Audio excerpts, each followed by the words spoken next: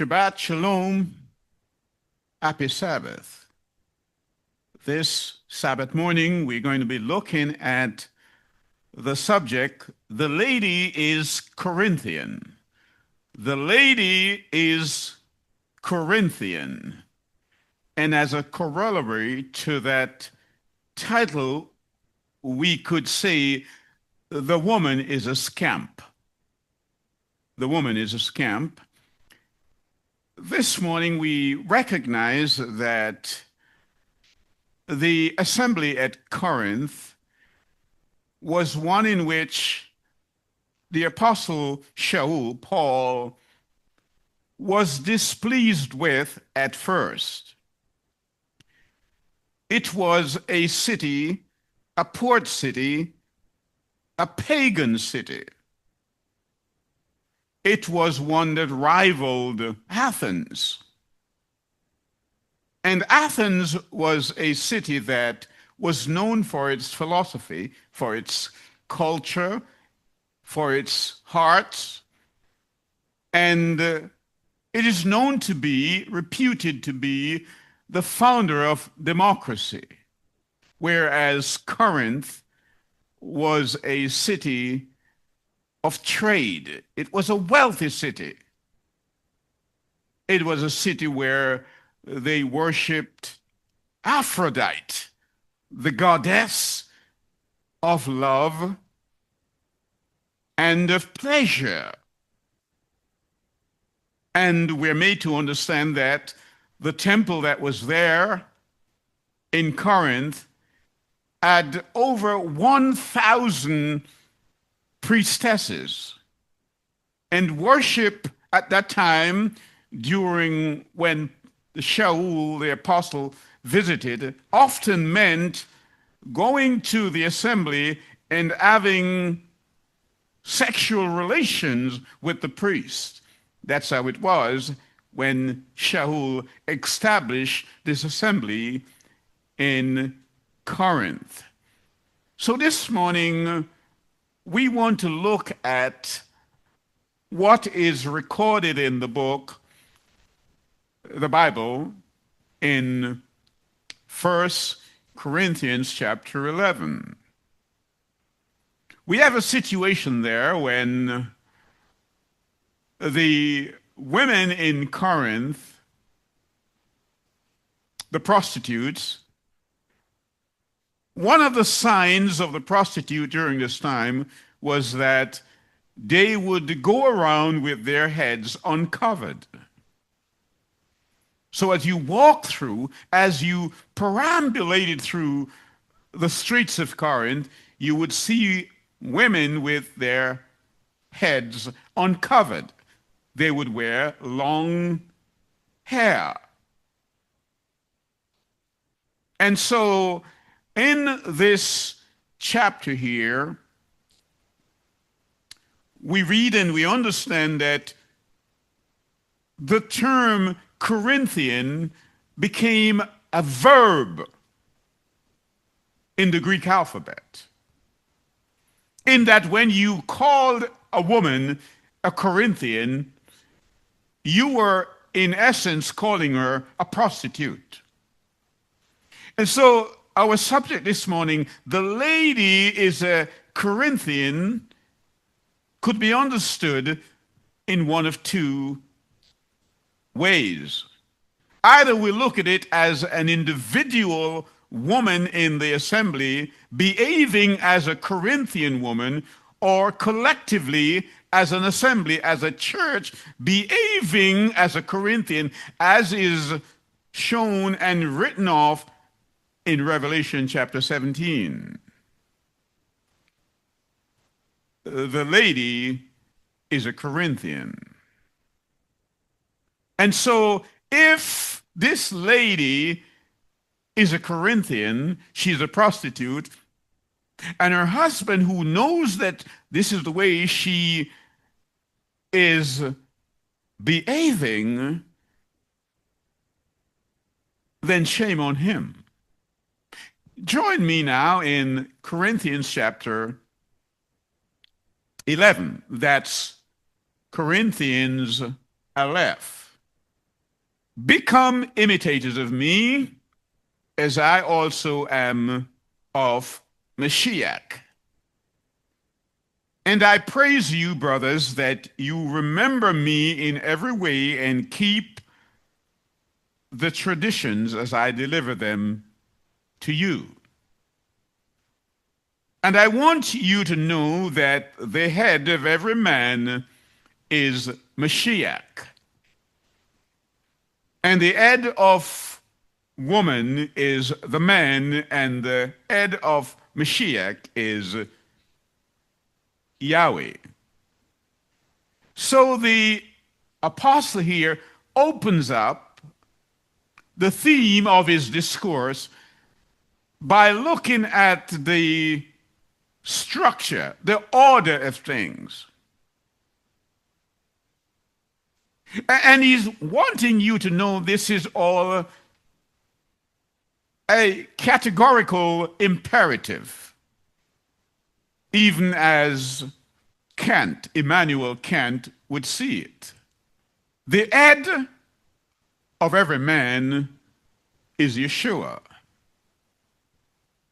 The head of Yeshua is Yahweh, and the head of the woman is the man. It's important that we get this because he speaks to us here in the imperative mood. That's how he speaks to us. And he goes on to say that every man praying or Naba, that's prophesying, that has his head covered is acting out of the way that he should conduct himself before Yah. Let's read. Every man praying or prophesying having his head covered brings shame on his head. Now that's interesting because when I think of this and I think of the Baba Dread or the 10 tribes of Israel, oh, they carry this locks in a bundle. I'm just describing it. And they're praying, uttering words of praise. Shaul here, who was struck down on Damascus Road, to inform us what the order of things should be, he says, a man who has long hair, it's a shame. It's a shame. Now, I understand very much when someone takes the vow of a Nazarene. I understand that. We see that. We read that in the scriptures in the book of Numbers. We have John the Baptist who was born a Nazarene. We have Samuel who was born a Nazarene. We see that. But otherwise, when you take a Nazarene vow, it's usually for a period of time. Samson also was born that way, with long hair, and was not supposed to cut. I understand that. Paul here is saying in a general context, when a man has long hair, it is a shame upon his head being Yeshua. Verse 5, and every woman praying or prophesying with her head uncovered brings shame to her head, as it's her head were shaved. Shaul says, when the woman in the assembly is praying or she's prophesying with her head uncovered, not only is she behaving as if she is a Corinthian woman, but she brings shame upon her husband, who is her head. So if this woman is behaving like a harlot, a prostitute, a woman of the night, that then makes her husband a pimp. It is then I hear the troubadour from Trenchtown singing, "She loves to party, have a good time. She looks so hearty, feeling fine. She is laughing when there is no joke." This is a serious matter. And so the chorus that he sings is, "It's a pimpus paradise." That's all she was now, a pimpus paradise. Every ego, he says, has a need to feed. It is just a pimpus paradise. So let's reason here. Because if we were to go into 10 assemblies today, it is highly likely that we would find the majority of women without a covering. And so what they do and what the ministers teach, what the elders teach, and the bishops and the priests, they say what was happening in Corinth was a cultural matter. The word here, and as we have understood what Paul has written, Paul wants you to know that it is principial. The wearing of head covering for women is principial. It's a principle. This principle is transcendent. It is transcultural. It transcends all generations. The woman, whether you wear the Islam hijab, or whether you wear the veil of the Christian or of the Hebrew, or simply the hat. What is cultural is what the woman wears on the head, not the principle of covering. As I indicated, in the Islamic world, they wear the hijab. In the Hebrew and the Christian world, they wear either the hat or the veil. That is cultural, but the principle is transcultural. So when you reduce a transcultural, transcendent command from Yah and make it a cultural custom, you have sinned. You have sinned. And so this morning, as we cast our minds through the various assemblies that are meeting in fashions like this one, think of the number of women who are praying before Yah and prophesying before Yah uncovered. They are doing so in sin because they have reduced a principial matter and they have made it a local custom relative only to the city of Corinth. And so the woman is indeed a Corinthian. This morning, too often in life, professed believers, they like to do their own thing. They tangle with the tradition. They do the quick steps. Sometimes they waltz. And all these things are the variance application of a principle.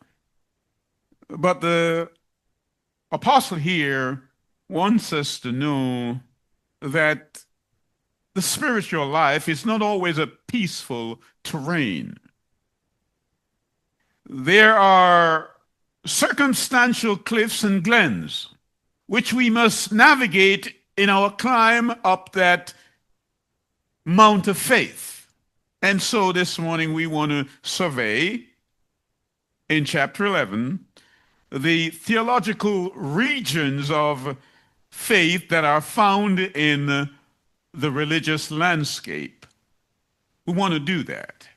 In some of the churches, we have women who are ordained as ministers, praying uncovered, teaching uncovered, prophesying uncovered.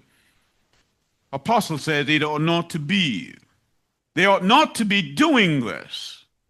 And so this morning, the essence of our study really is to look at how the churches over time have turned principial matters into local custom relative only to a particular congregation or a local city. And they're sinning unwittingly. We're dealing with that. We must deal with that. Yeshua gave this message to the Apostle Paul to correct the assemblies. And people will tell you it doesn't matter. And my question to such people is very simple. Has there ever been a time when Yah has spoken and it never mattered? When was that? Cite the text. And if you think that it doesn't matter that you cover your head, the burden of proof is on you to show me that. It's a principle that is transcendent. It is transcultural. It goes beyond culture. So don't ascribe to the Apostle Paul something other than what he had said. You see, most theologians and scholars will tell you that in Corinth, the women, the prostitutes, uncover their heads, and it was one of the signs of a prostitute. In our time, it's more like a red light district. But in Corinth, it was the uncovered head. But that's not what Paul was addressing. And Paul did not address the issue of the uncovered head based on what was happening in Corinth. In fact, what he did, he appealed to creation. He did not leave us ignorant of this fact. Notice what he said. He started out by saying that every man is accountable to a head, and the woman is accountable to the man. He's talking about the woman surrendering, respecting authority. That's what he's dealing with in here. But we have made this a local custom. He goes back all the way to Genesis. That's what he's dealing with. Come with me to the book of Genesis. Bereshit, chapter 3. Let's start from verse 14. And Yah Elohim said unto the serpent, because thou hast done this, thou art cursed above all the cattle and above every beast of the field. Upon thy belly shalt thou go, and thus shalt thou eat. How long? All the days of thy life. And I will put enmity between thee and the woman, and between thy seed and her seed. It shall bruise thy head, and thou shalt bruise his heel. Verse 16. This is where Paul borrows is narrative from. Unto the woman he said, I will greatly multiply thy sorrow and thy conception. In sorrow thou shalt bring forth children, and thy desire shall be to thy husband, and he shall rule over you. He shall rule over you. So when you come to the assembly and you're praying and you prophesy, you wear a head veil.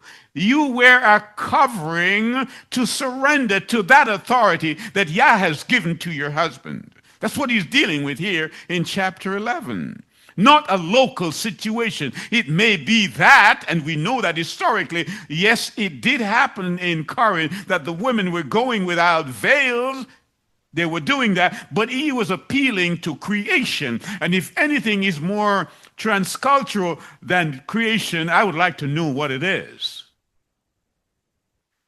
For a woman should cover herself, but the man should not cover his head. Verse 10. Because of this, the woman ought to have authority over her head because of the messenger, because of the angels. Again, the apostle here is not appealing to the local situation. He says the woman should have authority, should veil herself in respect, even as the angels do. What is he talking about? What is it? What is Paul saying? Come with me to the book of Isaiah, and we will explain. Isaiah chapter 6. The word here says, in the year that sovereign Uzziah died, I saw also Yah sitting upon a throne, high and lifted up, and his train filled the temple. The prophet Isaiah said, the year that Uzziah died, it was the same year that he had this vision. And he records what he saw. He says, above it stood the seraphims. Each one had 6 wings. With twain he covered his face, and with twain he covered his feet, and with twain he did fly. Isaiah said, these celestial beings, they veiled their faces before Yah. And so in Corinthians 11, verse 10, Shaul says, because of this, the woman must cover herself because of the messenger, because of the angel. And so you see here, he is not dealing primarily with a local situation. He's dealing with something that is principial. It is a principle, not a custom, not a local custom. It transcends culture. And so when our wives and daughters and friends attend assembly uncovered, one almost hear the word, in vain do they worship me. In vain. Because we have reduced it to moral relativism. It can't be that. It is a categorical imperative, a transcendent principle. And so this morning, we have to conclude that the woman is a Corinthian. We have to conclude that. We must, because that's what we have seen. That's what we have understood, that the woman is acting out of character. In Proverbs 12 and verse 4, the word says, an excellent wife is the crown of her husband, but she who brings shame is like rottenness in the bones. She brings shame. That's the woman who is uncovered. Shall I not quote the apostle again? I don't think I can do any better than that. Come with me to Ephesians chapter 5, starting at verse 22. Wives, submit to your own husband. And in submission, what are you doing? When you cover your head, it is a sign of your submission. As to Yah, for the husband is the head of the wife, even as Yeshua is the head of the assembly, its body, and is himself its savior. Now, as the assembly submit to Yeshua, so also wives should submit to everything to their husband. Did you hear that? It's a principle. You cannot go to church saying you're submitting to Yah when you have not yet submitted to your own husband. It's a contradiction. And last week we touched upon the counsel given to King Lemuel by his mother Bathsheba in Proverbs chapter 31, 10 to 12. An excellent wife, who can find her? Who can find a virtuous woman? She is far more precious than jewel. Her heart is like such that she attracts other people, and her husband trusts in her. And he is known at the gates by other people because of his wife. And so the whole issue here is about obedience to the word of Yah. But the women today, they're ordained as ministers, even though we read in Timothy that the priest, the bishop, the pastor must be the husband of one wife, not the wife of one husband. That's the inverse. The priest, let me say it again, must be the husband of one wife, meaning he is not simultaneously committing adultery or consecutively committing adultery. What do I mean? Let's say, for example, the minister is married and he divorces his wife, marries another one, divorces her, marries again, and then divorces her. And by the time you realize the man in the pulpit who is preaching the truth to you has been married 3 or 4 times, while all 3 wives are still alive. The apostle says he's an adulterer, and his wives adulteresses. It's in the word. These are principles that we have reduced to local customs. We can't do that. This morning we want to focus upon the practice that is transcultural and transcendent. The universality of it is what we really want you to know. And so what we're dealing with, Paul wants you to know, in many cases, in many churches, we have multiple instances of infidelities. That's what we want to know. The woman is a Corinthian. She is. And who has made it that way? We're supposed to be guardians of the truth. But we have reduced the principle to mere custom. Oh, that was what happened over there in Greece. That's not what Paul is dealing with. Paul says you must surrender to your head. And one of the signs of your surrendering is that you cover your head.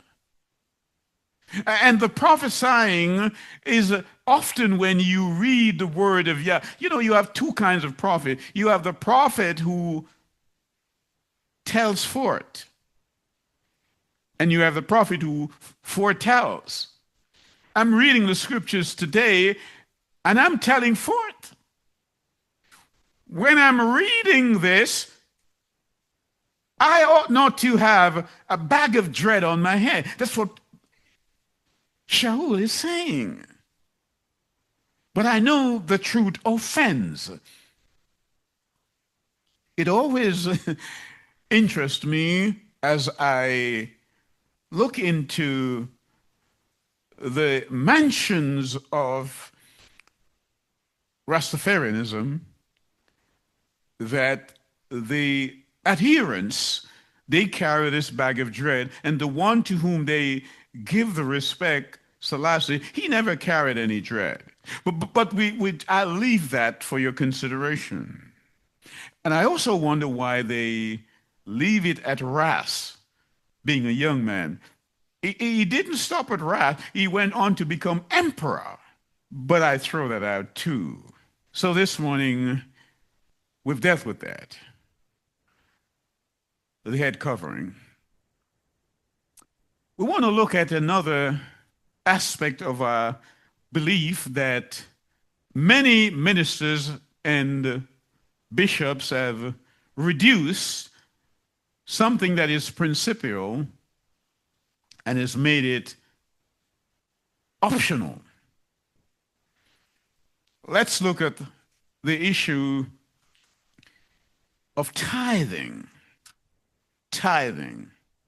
Come with me to Malachi,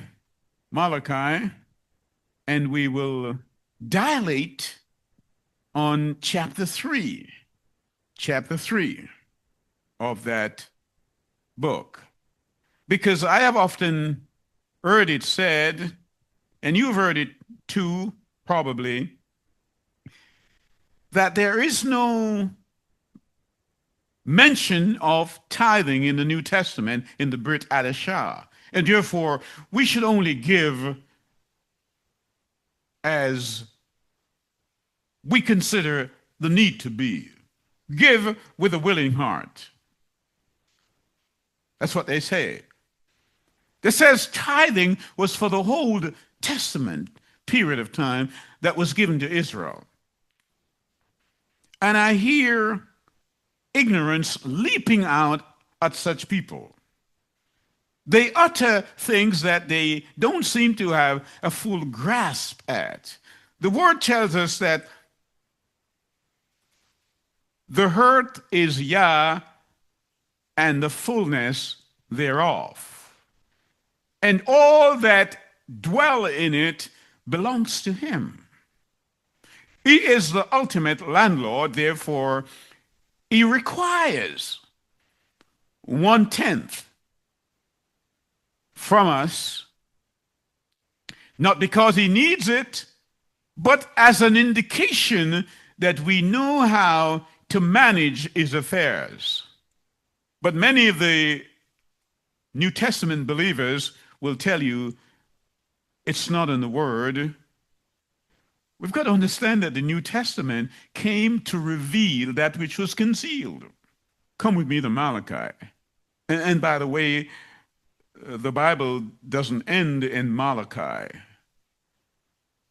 I know you think that because John the Baptist is in the New Testament and he was the last of the prophet of the Old Testament. We need to get that. Chapter 3. Behold, I will send my messenger, and he shall prepare the way before me, and the Yah whom you seek, Yeshua, shall suddenly come into his temple, even the messenger of the covenant, whom you delight in, behold, he shall come, saith Yah. He's coming. And John the Baptist, because the laws and the prophets were preached up until John. And he wants you to know that John was not the completion of that. Yeshua came, and when Yeshua came, because Paul tells us that the law was our schoolmaster that was leading us to the Messiah, and when the Messiah comes, he will revert back to the Melchizedek order that Abraham was under. And it was Abraham who paid tithe. Abraham paid tithe. So now that we are returned to the Melchizedek order, we're no longer under the Aaronic order where we have one priest, but everybody is a priest, king priest. If you obey me, says Yah in Exodus chapter 19, 5 and 6, you will be unto me a kingdom of priests. That's where we are today. And that's why you're back now to paying tithe, even as Abraham paid tithe. According to Galatians 3:29, if you are in Yeshua, then are you Abraham's seed. You can't claim to be a seed of Abraham and not pay tithes. And so again, we see the churches. They have taken something that is principial. It is a principle, transcendent principle, and they have reduced it to a local custom, not even a local custom, based on the premise of one's feeling. If you feel so, then you give. Let me say this to you, if you've never understood it. You have not yet started giving until you have returned that which belongs to Yah. If you have not tithed yet, you have not yet started giving. Your giving of free will offering comes after your tithe. We've got to understand that. The tithe is whose? It's Yah's. Bring ye. Well, let's read in verse 7. Even from the days of your fathers, you are gone away from mine ordinance. Did you hear that? It's not a current thing. It started long ago, and have not kept them. Return unto me, and I will return unto you, said Yah of hosts. But he said, where shall we return? Will a man rob Yah? It's a searching question. Who dare, who would even conceive a thought to rob from someone whose breath they carry? The breath that we so liberally breathe is on loan to us from Yahweh. Would you rob him? Most people would say no. You know, I was reading something and it says, of all the people professing to be Christians, only about 5% return 10% of their saving, meaning that about 95% of all Christendom is robbing Yah. You thieves. I mean, that's what the word says. Can a man rob Yah? Let's read it again for emphasis. Will a man rob Yahweh? Yet you have robbed me. How? By, ye say, wherein have we robbed thee? In tithes and offerings. See the distinction? The tithes belongs to Yah. After you have returned your tithe, then you give. You don't give tithe. It belongs to him. You return tithes. But people are teaching that this universal principle is now subject to your intuition, gut feelings. If you feel so, give it. Now, tithing is an antidote for greed and for stinginess. The very same people who have been blessed overwhelmingly, their response is underwhelming to Yah. Verse 10, bring ye all the tithes into the storehouse, that there may be meat in my house, and prove me now herewith, saith Yah of hosts, if I will not open the windows of heaven and pour you out a blessing, a baruch, that there shall not be room enough to receive it. It says, try me. You've tried everything else, and your finances are not meeting up. You have more bills than you have money to pay them. How many people? 95%. The world is in that state. They're robbers. The commandment says, thou shalt not steal. And we're seeing here not merely the secular people, but the believers are stealing from Yah, and the secular people are stealing time. They steal a Sabbath. He says, 6 days I give unto you, but the seventh day, that's another principle, a universal principle. The Sabbath was never meant for the Jews alone. It was meant for all people. It's an appeal to creation. 6 days shalt thou labor and do all thy work, but the seventh day is Yah's. Long before there was a Jew. The Sabbath. So some people steal the Sabbath, they steal time. Does not the Bible say you must not covet? Yeah, I gave you 6 days and you covet the seventh day. So you're out on the street doing your own business, shopping, doing entertainment, going to the movies. On the Sabbath day, you covetous man. You see, the woman is a Corinthian. She is. She doesn't cover herself. She appoints females as her leader.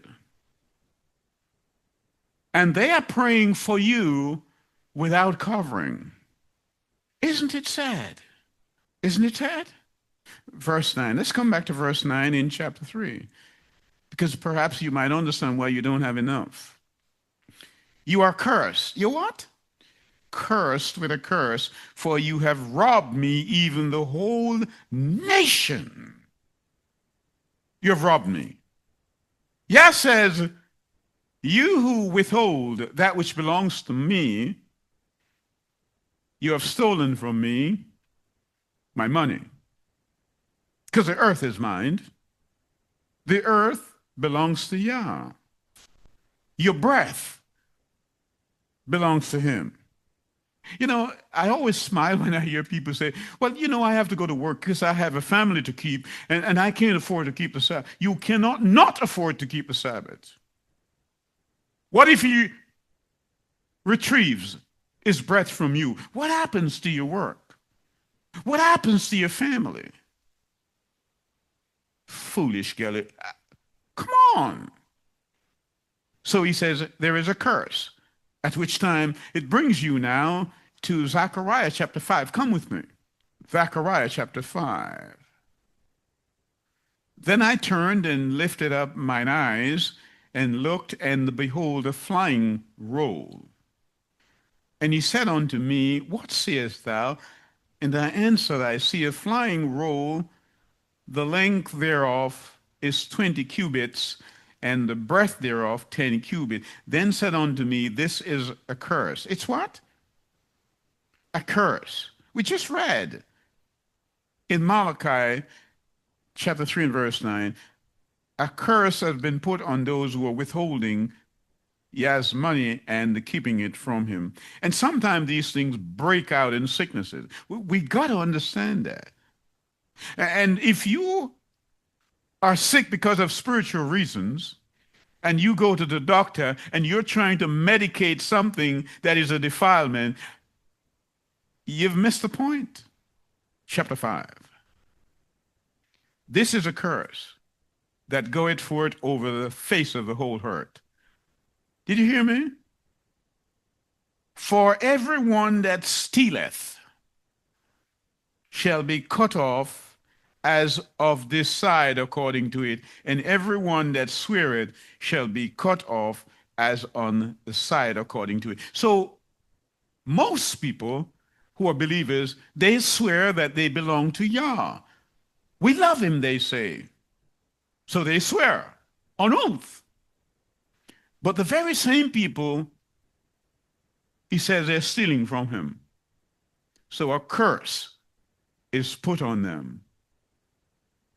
The whole nation, the whole kingdom of these people cut off.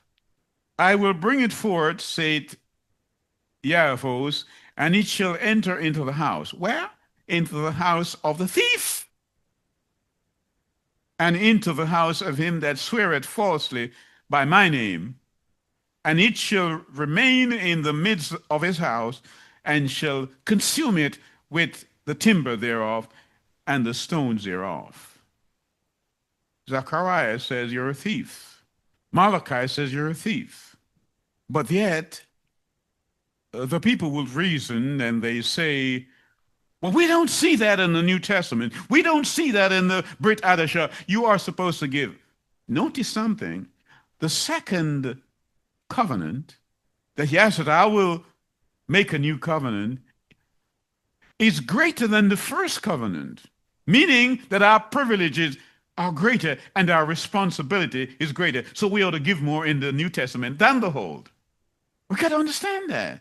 Come with me to Matthew chapter 23. And I'm going to take verse 23. Woe unto you, scribes and Pharisees, hypocrites. For ye paid tithe. He paid what? This is New Testament. Tithe was still being paid in the New Testament. For you pay tithes of mint and anise and cumin, and have omitted the weightier matters of the law, judgment, mercy, and faith. These ought ye have done, and not to have leave the others undone. You ought to do all these things. You ought to pay tithes. But remember the weightier matters. But as I indicated, this is an antidote for your stinginess. Yes, that I want a tenth, and you now, having received his blessing, you are so endowed in his wealth and in his talents, his skills, and you cannot even find time to spend an hour with him on the Shabbat. You cannot return a tenth. And yet you take that tithe money and you buy tobacco and taint your liver with his tithe money. You buy liquor with it while you jazz the night away, Friday night, the Sabbath night, in the nightclub or in the movie. You have taken a principle, a universal principle, a transcendent principle, a transcultural principle, and you have made that an emotional decision on it. You have sinned. And so Yah wants us to know that every one of us who comes before him should bring glory to him. But I hear the woman say, you see, my hair, my long hair is my glory. You ever heard that argument? That's what they say. My long hair is my glory. When you come before Yah, you don't come to glorify yourself. You come to glorify Yahweh. You don't walk into church or into the assembly. You're not an arcade where women bring themselves up on the walkway like a model. That's not what you come for. Your modeling is in character. It is about the way you conduct yourself, humility, modesty. That's what we're dealing with this morning. How you approach Yah. Come with me to Leviticus chapter 10. Verse 1, and Nadab and Abihu, the sons of Aaron, took either of them a censer and put fire therein, and put incense thereon, and offered strange fire before Yahweh, which he commanded them not. And there went out fire from Yahweh and devoured them, and they died before Yah. The fire that they gave to Yah was not what he required. The coal that made the fire should have come from the brazen altar. But they found some other fire. Nonchalantly, uncaringly, they brought this fire. Why? They did not heed the word of Yah. Like today, the women are not heeding Yah's word. The men are not heeding Yah's word. And he says, destruction hang over their heads like an ominous storm cloud. Verse 3, I'm still in chapter 10 of Leviticus. Then Moshe said unto Aaron, this is that Yah spake, saying, I will be sanctified in them that come near me, and before all the people I will be glorified. And Aaron held his peace. What did he say? When you come before Yah, you come to glorify him. So with your long hair, you glorifying yourself. Women, stop behaving like the women in Corinth. You see, let's be frank this morning. If I be frank, you can be Sinatra. But you cannot do it your way. Sinatra said, I did it my way. Regrets? I have a few, but too few to mention. We can't sing like that. We cannot sing like that. The song we must sing is redemption song. These old pirates. How else can I describe these ministers who have taught the word of Yah in a way that has helped people captive? They sold us. And now we're in their assemblies. Won't you help me to sing that song of redemption? Won't you? And so these scholars and theologians have come mostly to reason that the principle of a woman's covering over her head in worship is a local custom. They have come also to agree mostly to say the tithing is subject to one's opinion. That's what they say. And you can understand how offended Yah must be with his people, because we are supposed to be the custodians of his truth. And so let me remind you, years ago when I was a younger man and had been influenced by the vice of horse racing, that's in England. And anyone who is familiar with horse racing in England would also be familiar with Royal Ascot. Oh, yes. Ascot holds a week of races every year in June, the month of June, attended by kings and queens. As the festival enters the third day, which traditionally falls on a Thursday, with all eyes on the extravagant acts, glamorous outfits, culturally, it highlights the fashion enthusiast, numerously considered the most stylish day of the whole festival of Ascot.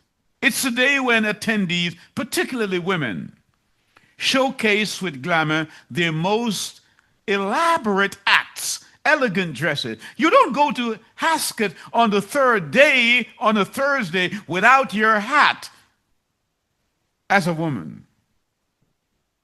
The women heed the call and the command and the requirement of Royal Ascot, but they discard it when they come to the assembly. How do you think your Creator feels that you go to watch horses race in your hat, but you refuse to cover your heads when you come before him. Oh, ye of little faith. And so, Ladies' Day is a Sabbath, not ask it. Ladies' Day on the Sabbath, you must don your covering, your hijab, your veil, whatever it is, your hat, cover yourself. These are the things that are customary, not the principle of covering yourself. So Yah has a dress code for you, even as Ascot does in the royal enclosures. And so let's go to the book of Azon as we bring this to a conclusion. This morning, my intent was to unveil to you and explain how traditionally the churches, regardless of the denomination, how they have collectively taken something that is a principle. It is principial. And they have made it a custom, relative only to the city of Corinth. And so they discarded, saying, it doesn't matter. Yah has spoken, and he has spoken through the apostle Shaul, who has taken this, brought this thing to the assembly, and made it known to us that this is dealing with a woman surrendering herself to the authority of her head, her husband, who in turn surrenders himself to the authority of Yeshua. And clearly Yeshua had surrendered himself to his Father, because nothing that he did was done by him. He did it through his Father.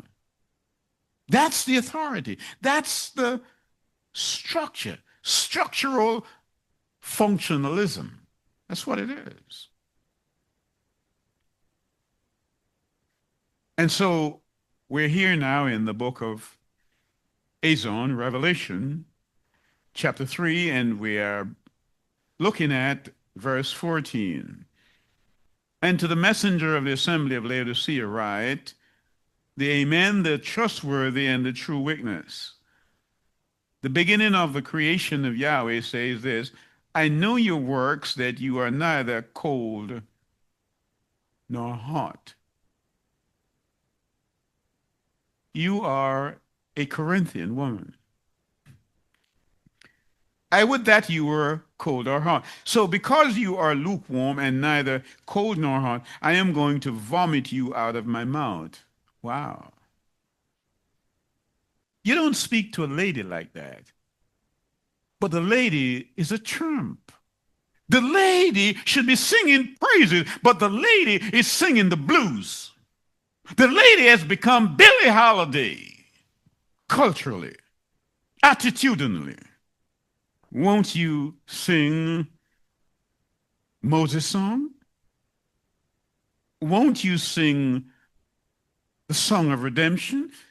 But the lady, they call it worship service.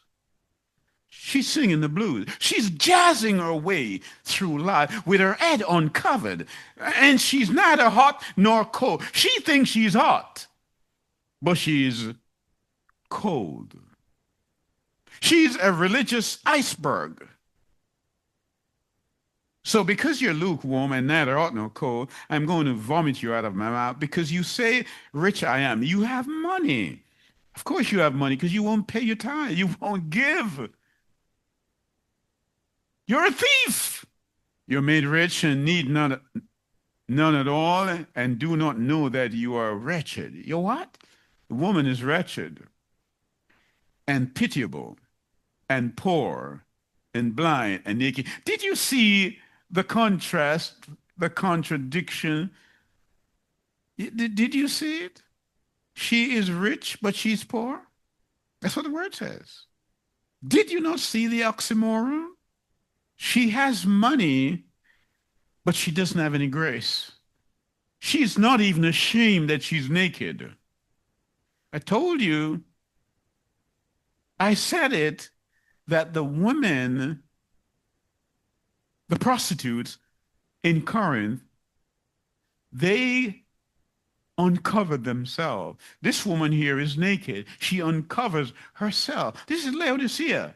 And Laodicea, when I talk about Laodicea, I'm not talking about denomination. I'm talking about collectively. All the denomination comes together and represents Laodicea. It is the era, not the church. The era that I'm dealing with. The woman is a Corinthian woman.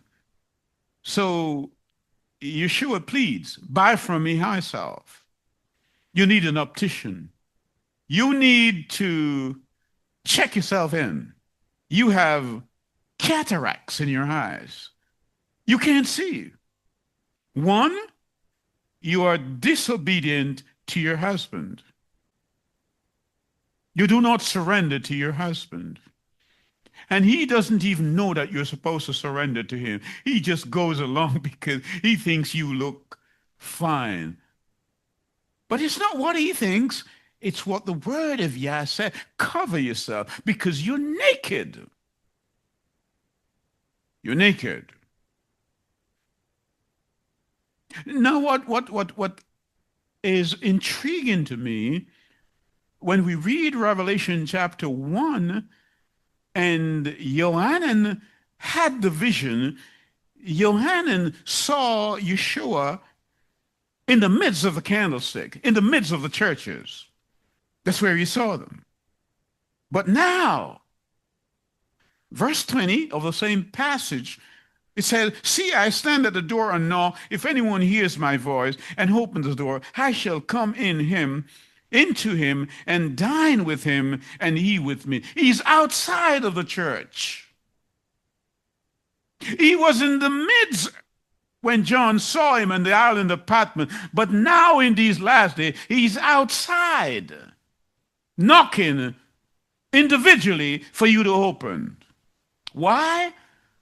Because he was in there and he saw when the woman took her righteous clothes off, she became naked. When she took off her head covering, he was there. He was there when they started to appoint women to be their leaders. He was there and he left. And so after he left, he knew that he had left some people in there. So he sent a message to them. You better quickly turn with me to Asa chapter 18. And the word says, and after this I saw, after what? After all that I just said, another messenger coming down from the Shemaim, that's heaven, having great authority, and the earth was lightened with his esteem. You can't say you didn't see him. Of course you can, because you cannot see. You have phelim in your eyes. You have cataracts in your eyes.